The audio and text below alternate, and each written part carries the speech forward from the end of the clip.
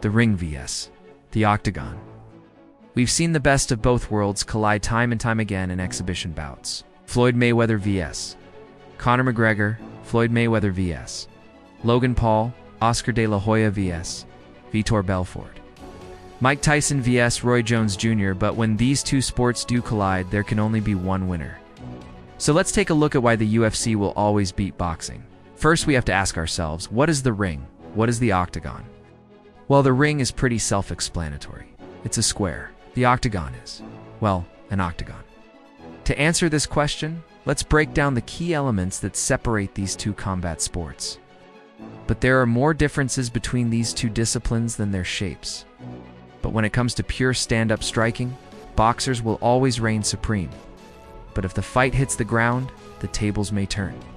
While boxers do train in takedown defense, it's not something they spend too much time on. But if you were to pit a UFC fighter against a wrestler, the wrestler will win. Well, that's a good point. And if we were to pit a UFC fighter against a judoka, the judoka would probably win. But the reason why UFC fighters are able to compete in a wide range of disciplines is because they train extensively in all areas. But that doesn't mean that boxing is any less impressive. In fact, it's quite the opposite. Boxing is one of the toughest sports in the world. If you ever find yourself in a street fight, don't try to take the fight to the ground. But if it hits the ground, wrestling or judo will win. When two boxers collide, there can only be one winner. And if you enjoyed the video, please subscribe, and I'll catch you in the next one. They have to stand in the pocket and trade leather for 12 rounds. And when it's all said and done, one person has to walk away with the victory. That's why boxing is the greatest combat sport of them all. It's important to remember that all three sports are equally tough and require a high level of skill. It's just that they test different skills.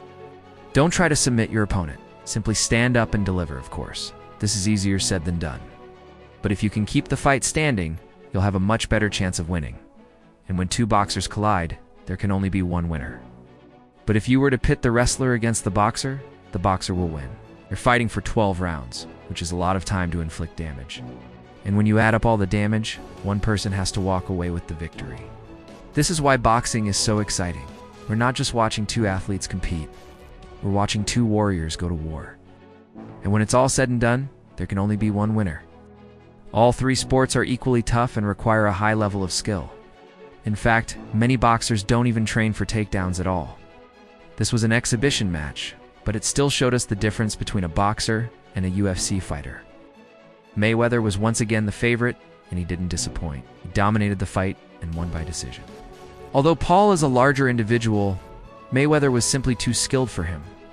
That's because being taken down is a sign of failure in boxing. Meanwhile, UFC fighters train extensively in takedowns. They understand that if they can get the fight to the ground, they have a better chance of winning. Take, for example, the Mayweather vs. McGregor fight. Mayweather was the favorite going into the bout, and he didn't disappoint. He dominated the fight and won by technical knockout in the 10th round. Although many people thought that McGregor would win, Mayweather was simply too much for him. He was faster, more accurate, and more powerful. In the end, it wasn't even a contest. In fact, many UFC fighters are former wrestlers, which gives them an edge in the takedown department. They dedicate their entire careers to perfecting their craft. Meanwhile, UFC fighters have to dedicate some of their training to other aspects of the sport, such as wrestling and submissions. In fact, if a boxer tries to submit his opponent, he would probably be disqualified. Meanwhile, submissions are a major part of MMA. Fighters can submit their opponents via rear naked choke, triangle, armbar, kimura, leg lock, and the list goes on and on. And if a UFC fighter has a submission in his back pocket, the chances of him winning increase exponentially. In the red corner, we have boxing, the sweet science, where fighters stand up on their feet and trade leather. This sport requires so much discipline and skill. Boxers train for years honing their craft. They need to master the jab, the cross, the hook, and the uppercut. If it was a boxing match, the boxer will take the win.